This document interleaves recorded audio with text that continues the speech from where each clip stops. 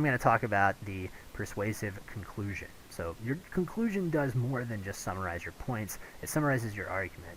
And the final point of a persuasive conclusion is usually what's called a call to action. Right?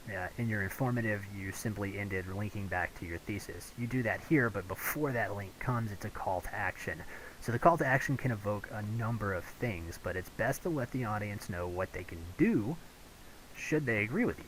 So, possible calls to action. For my example, you could exhort the audience, or tell the audience, right, ask them to let their senator know, or our senator know, that gun reform doesn't have to involve taking guns away completely.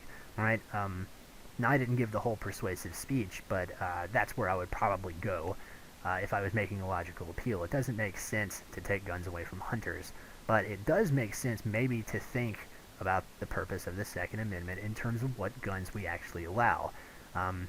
Also, you could tell your audience, or you could ask your audience to have conversations with their friends and family about guns laws.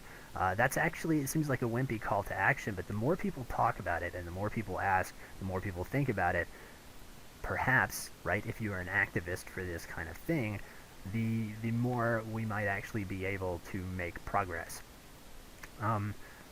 You could ask them to do more research on what possible conclusions could make everybody happy and safe.